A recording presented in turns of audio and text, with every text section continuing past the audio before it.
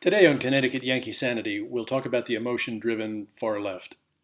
As anyone who has witnessed a Trump rally will attest, MAGA hat wearers are as exuberant as any crowd of social justice warriors applauding Bernie Sanders' latest pronouncements on taxing the rich out of existence and distributing the money to them. The question is not whether politics stirs up emotions, but which emotions. Let's take the easiest case first. Donald Trump appeals to ordinary workaday citizens. That is, those of us who fall outside the category of cultural, political, and academic elites. We pay the bulk of the taxes the Washington bureaucracy ingests and are rewarded with the ever-increasing regulations and restrictions. We tend not to see ourselves as victims of oppression. We want to live a decent life and believe others have the right to do likewise, even Democrats.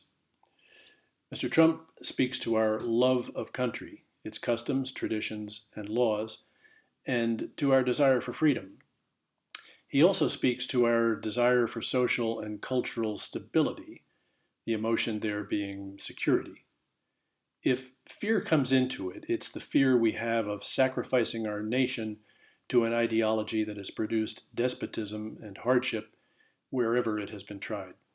We therefore fear the leftists, who undermine our moral and cultural and political values. The emotional appeal on the left is and has been for these past 3 years to hatred of the president, followed by envy of the rich, resentment over imagined victimization, and the desire for revenge.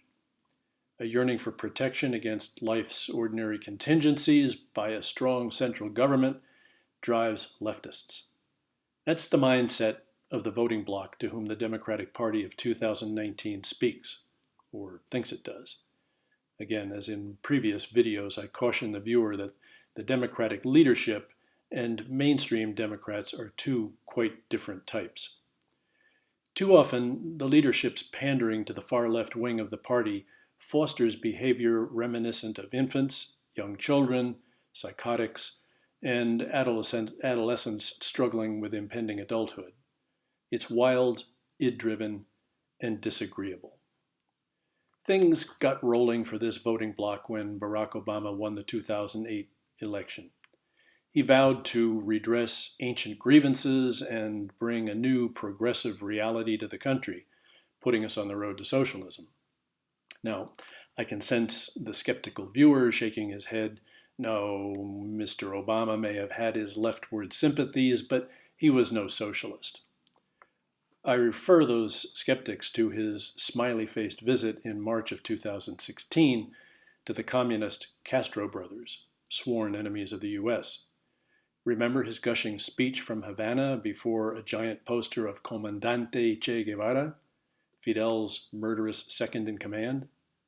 No, Mr. Obama understood the symbolism and gave us a clear insight into his vision, in case we'd missed it during his 8 years in office. The left is averse to logic and reason and prone to tantrums and violence.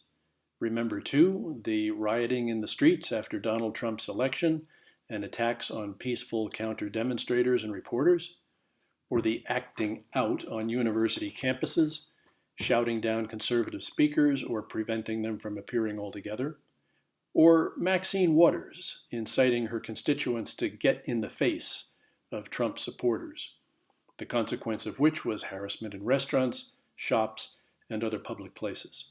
And why not? Trump supporters, after all, are political heretics. Bullying them, which the left condemns in the nation's schools, is okay if they're the target. Mr. Trump's brash showmanship ostensibly justifies the left's abandonment of tolerance, decency, honesty, and civility. Journalistic adherence to truth is inappropriate in Trump's case. Don't fuss over accuracy or facts, just get the guy by whatever means. As for leftist politicians, breaking or ignoring the law or committing ethical violations, such as lying to the public, are not wrong. if they hasten Trump's political demise. That includes using the law courts to go after him and his friends, family, and appointees. The Soviets couldn't have done it better. Apart from using the press for propaganda, they abolished the concept of guilt or innocence, handing down verdicts ideologically consistent with strengthening the socialist state. Compare that to the refusal of sanctuary city jurisdictions to enforce immigration laws or executive orders because they don't coincide with the left's open borders agenda, or the bogus Mueller investigation based on a false document rubber-stamped by the FISA court and hyped by the media. Although the Democratic leadership is the most blatant in its championing of feelings, and not nice ones either, so-called progressive Democrats differ only in degree. If you've ever watched a permissive parent negotiating with his recalcitrant 3-year-old to get him to eat his dinner, or climb into bed and go the hell to sleep, you understand why. It's pure, willful emotion colliding with authority. The left shifts the national debate from principles and ideals to unexamined feelings and basic impulses. Rational commentators who attempt to negotiate the switches of reason with them find themselves derailed in liberal Timbuktu. The rule of law can't be based on how we feel about it, but the rejection of an American culture based on law and Enlightenment rationalism in favor of a social arrangement in which all needs are taken care of, all expenses are paid by others, and everyone is somehow equal and fairly treated in every life circumstance, is simply too appealing to resist. Why not tear down what has been built up over centuries and give something new a try? Anything but what we have. And so the left subverts our democracy with vague notions of social justice, engaging in behavior of the most primitive kind: vandalism, rioting, attacks on people who disagree with them, shouting, screaming, TV news anchors and Hollywood celebrities blubbering on air over comments by the president, etc. They want the United States to be like cozy communist China, or better yet, Cuba or Venezuela. At least they understand that communism is more fun in a tropical climate. The Bible says, "Blessed are the meek, for they shall inherit the earth." The question we face is, what if the Bible is right and the meek turn out to be progressive Democrats? Reasoned discourse in politics only works if both sides of the debate agree on it. If one side has abandoned logic for primitive expressions of emotion, there's no way forward, except to put the matter to the test at the ballot box.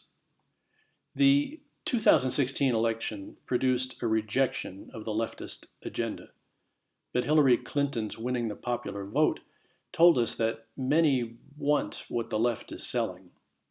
The criminality and abuse of power during the Obama years, which Clinton as president would surely have ratcheted up, provide a clear warning.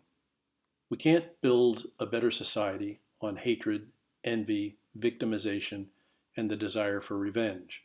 We can only destroy it. What that will lead to is something not even the most rabid social justice warrior is likely to enjoy. Donald Trump is audacious, but he acts rationally and gets results. His accomplishments, although unreported or downplayed by the press, have affected the majority of Americans positively, as has his exposing of the corruption in Washington.